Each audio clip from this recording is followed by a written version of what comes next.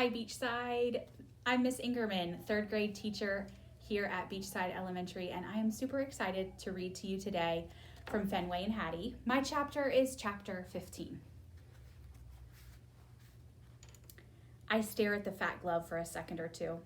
I can't believe I've finally come face to face with it. Prepare for certain doom, you no good glove. You are the cause of all of my trouble. Snarling, I bare my teeth. I take a running leap. I pounce. Clenching it tight in my jaws, I whip my head from side to side. The glove is stiffer and heavier than I thought, and way more leathery. I let it drop to the porch floor. Time for the real work. I creep slowly around the perimeter of the glove, my gaze firmly upon its smooth surface. Its weakness is here somewhere, and I will find it. I spot a bit of string, like a leathery shoelace. It's the perfect place to begin. And as I examine the glove more closely, I see more of them. Lots more. Probably millions. Could this be the easiest job ever?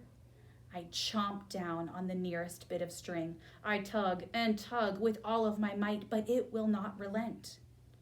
But the string is not budging. I have to stop and rest, panting like a weakling, until I spot a more vulnerable-looking piece right next to it. I'll get you, you other piece of string. My teeth have been preparing my lifetime for this very situation. Chomp! I pull and pull. My jaws are tired, but they will not give up. I steady the glove with my front paws and dig my weight into my hind legs. I tug my head back and back. For a long time, I keep at it. Now and then, I hear ladies' voices next door muttering to each other. What is going on over there? But there's no time for socializing. Nothing will distract me from my goal. After more and more bit pulling, I hear an encouraging ripping noise. Progress? With each tug, the string rips a little more. I pull and pull and pull. At last, a bit of the end breaks off. I spit it onto the porch, panting and drooling. I glare at the glove, inspecting the damage. Other than a few teeth marks, it looks exactly the same as before. One thing is clear. There's a lot more work to do. Luckily, there are millions of strings left. I'm biting and chomping and chewing until my jaws are aching. I spit out more and more pieces. Others are fraying and tearing. They're no match for a determined dog like me. I'm exhausted, but I have important work to do. I have to finish the job. I must. Eventually, my tongue is slobbering. My lungs are panting. My sides are heaving, and I stand back and admire what's left of the glove. Most of the strings are ripped or gone. The fat, leathery part is full of holes and tears. There's no doubt about it. This glove has been sufficiently attacked. I sink down onto the porch. All I want is a well-earned nap in the sun. But for some reason, the ladies chose that exact moment for a conversation. Fenway, Patches calls, sounding concerned. Is everything all right? Somehow I find energy to trot over to the fence. Everything is way better than all right, I say, thrusting out my chest. Actually, everything's perfect. Goldie snorts. Really?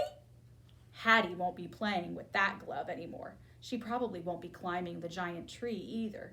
She's going to be my Hattie again, just like always, thanks to me. You sound pretty sure, Goldie says.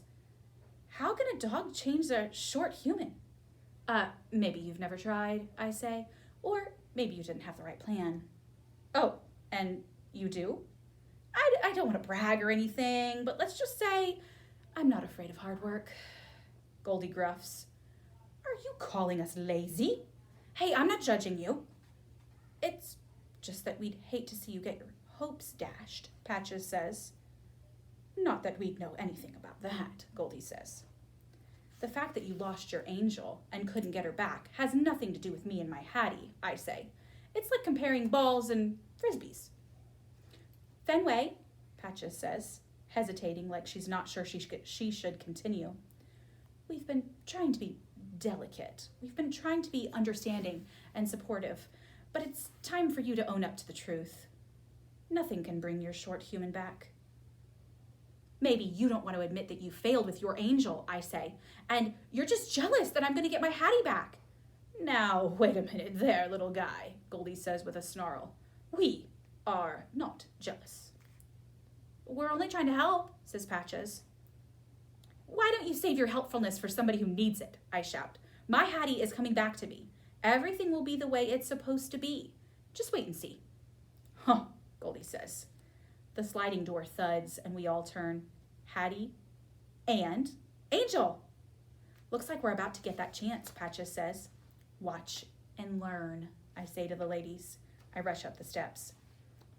The short humans scamper onto the porch, wearing caps and their tails of their hair swinging from the back. Angel has a fat, leathery glove on one hand. Hooray, hooray, it is playtime, I bark, jumping and leaping at Hattie's leg. I am so glad you're back. I missed you so much. But instead of reaching down and petting me, Hattie stands up tall. She gives Angel a quick glance, and then she looks at me. Sit, she says in a commanding voice as I paw at her shins. She points to the floor. She's trying to tell me something, but what? Are there treats on the floor? How could I possibly have missed them? I circle around, busily sniffing the area at Hattie's feet. I must find those treats. Okay, I hear Angel snay. I keep on sniffing, but I do not smell any treats. What is going on? All I smell are those leathery bits of the glove. Apparently, Hattie notices them too. What? She cries, hurrying over to the corner of the porch and grabbing the glove. She turns it over, examining the destruction. Angel joins her. She leans in with her hands on her hips. Hattie's whole body sags. Clearly, that glove has let her down. It worked. My tail goes nuts. Hattie will not want to play with that glove anymore. Now we can play chase. Come on, Hattie, I bark, bounding down the porch steps. Try to catch me. I start running through the grass. Sure enough, she's hot on my tail. Angel too. I knew that this was the best idea ever, but I have to admit, it's working even better than I thought. Fenway! Hattie yells. Around and around we go, zigging and zagging through the dog park. My ears blow straight back, my fur ripples in the breeze, my tongue is rolling to one side. I sure hope the ladies are watching. I hate to say I told them so, but... Fenway! Hattie screams even louder, pretending to be mad and growly. She loves playing chase just as much as I do. It's our favorite game. I'm racing around this giant tree when I see Angel coming at me from the other way. Ha! What does she think I am? An amateur? I instantly twist and reverse directions, but when I come out the other side, there's Hattie and Angel still behind me. They've got me cornered. It's important to win, but there are worse things than being nabbed by Hattie. And besides that, I'm officially trapped. She scoops me into her arms. I go to lick her cheek. She makes a sour face, and she smells mad. Super mad. That's the end of chapter 15. I sure enjoyed reading to you, and I hope you enjoyed listening. Bye, Beachside.